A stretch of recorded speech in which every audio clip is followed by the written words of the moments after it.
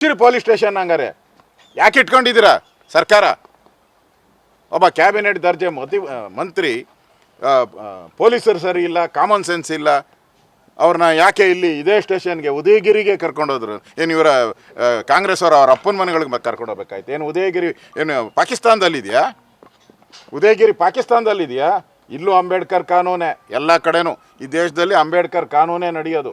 ದೊಡ್ಡದ ಪುಸ್ತಕ ಹಿಡ್ಕೊಂಬತ್ತೀರಾ? ಖಾಲಿ ಪುಸ್ತಕ ಹಿಡ್ಕೊಂಡು ಬರ್ತಾ ಇರ್ತೀರಲ್ಲ ಪಾರ್ಲಿಮೆಂಟ್ಗೆಲ್ಲ.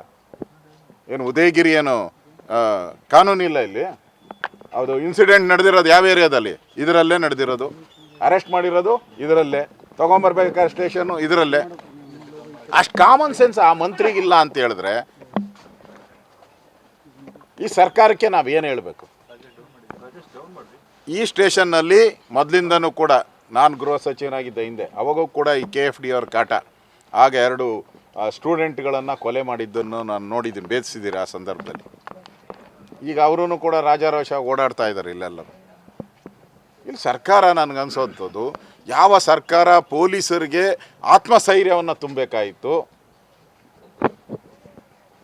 ಅಪರಾಧಿಗಳನ್ನು ಬಂಧಿಸಿ ಅಪರಾಧಿಗಳನ್ನು ಎಡೆಮುಟ್ಟಿ ಕಟ್ಟಿ ಅವರನ್ನು ಕಾನೂನು ಅಡಿಯಲ್ಲಿ ತರಬೇಕು ಅಂತ ಹೇಳುವಂಥ ಸರ್ಕಾರನೇ ಇವತ್ತು ಪೊಲೀಸ್ ಇಲಾಖೆನೇ ಸರಿ ಇಲ್ಲ ಅಂತ ಹೇಳಿದ್ರೆ ಈ ಸರ್ಕಾರಕ್ಕೆ ನಾವು ಯಾವ ರೀತಿ ಬಿರುದನ್ನು ಕೊಡಬೇಕು? ಇವ್ರಿಗೆ ಈ ಸರ್ಕಾರಕ್ಕೆ ಏನಾದರೂ ಮಾನ ಮರ್ಯಾದೆ ಇದೆಯಾ? ಕಾನೂನು ಬಗ್ಗೆ ಗೌರವ ಇದೆಯಾ? ನಾನು ಒಬ್ಬ ಗೃಹ ಸಚಿವನಾಗಿ ಕೆಲಸ ಮಾಡಿದ್ದೀನಿ. ಯಾವುದೇ ಸಂದರ್ಭದಲ್ಲಿ ನಾನು ಪೊಲೀಸರನ್ನು ಬಿಟ್ಕೊಟ್ಟಿಲ್ಲ, ನಾನು ಯಾವತ್ತೂ ಬಿಟ್ಕೊಟ್ಟಿಲ್ಲ.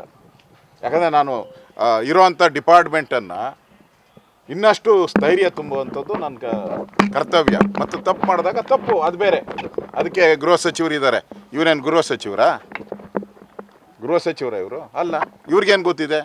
ಇವು ಕೋಆಪರೇಟಿವ್ ಸಚಿವರಿಗೆ ಗೃಹ ಸಚಿವ್ರ ಖಾತೆ ಏನು ಗೊತ್ತಿರ್ತೈತೆ? ಹಂಗೆ ಈ ಗೃಹ ಸಚಿವರು ಹೋಗಿ ಕೋಆಪರೇಟಿವ್ ಇಲಾಖೆಯಲ್ಲಿ ಹಂಗೆ ಮಾತಾಡೋಕ್ಕೆ ಬರುತ್ತಾ? ಅಂದರೆ ಕಾಂಗ್ರೆಸ್ಸಲ್ಲಿ ಏನು ನಡೀತಾ ಇದೆ ಅಂತ ಯಾರಿಗೂ ಹೇಳೋರು ಕೇಳೋರು ಯಾರು ಇಲ್ದಂಗೆ ಆಗೋಗ್ಬಿಟ್ಟಿದೆ. ಇವತ್ತಿನ ಘಟನೆ ನಿಜಕ್ಕೂ ತಲೆ ತೆಗೆಸುವಂಥ ಘಟನೆ ಇವತ್ತಾಗಿದೆ. ನಾನು ಆಗ್ರಹ ಮಾಡ್ತಾಯಿದ್ದೀನಿ, ಯಾರ್ಯಾರು ಈ ಥರ ಪುಂಡು ಪೋಖರಿಗಳಿದ್ರಲ್ಲ, ಮತಾಂಧರು, ಅವ್ರನ್ನ ಕೂಡಲೇ ಬಂಧಿಸಬೇಕು. CCTV ಕ್ಯಾಮ್ರಾದಲ್ಲೆಲ್ಲ ಬಂದಿದ್ದಾರೆ. ಕಲ್ಲುಗಳು ಹೆಂಗೆ ತೊಗೊಂಬಂದ್ರು ಅವರು? ಮೂಟೆಗಟ್ಟಲೆ ಕಲ್ಲುಗಳು ಇಲ್ಲಿ ಹೆಂಗೆ ಬಂತು? ಅವ್ರಿಗೆ ಪ್ರೀ ಪ್ಲ್ಯಾನ್ ಆಗಿ ಬಂದಿದ್ದಾರೆ. ಸ್ವಲ್ಪ ಯಾಮಾರಿದರೆ ಸ್ಟೇಷನ್ನೇ ಉಳಿಸ್ಮಾಡ್ಬಿಡ್ತಾಯಿದ್ರು. ಪುಣ್ಯಕ್ಕೆ ಇಲ್ಲಿನ DYSP ಇರ್ಬೋದು, ಇನ್ಸ್ಪೆಕ್ಟರ್ ಇರ್ಬೋದು, ಇವರೆಲ್ಲರೂ ಕೂಡ ಇಮಿಡಿಯೇಟಾಗಿ ಇಲ್ಲಿಗೆ ಬಂದು ಅದಕ್ಕೆ ತಡೆ ಮಾಡಿದ್ದಾರೆ. ಇಲ್ಲ ಅಂದಿದ್ದಾರೆ, ಕಮಿಷನರ್ ಎಲ್ಲ ಬಂದಿಲ್ಲ ಅಂದಿದ್ರೆ ಈ ಸ್ಟೇಷನ್ನು ಇಷ್ಟೊತ್ತಿಗೆ ಆಳು ಕೊಂಪೆಯಾಗಿ ಬಿದ್ದಿತ್ತು.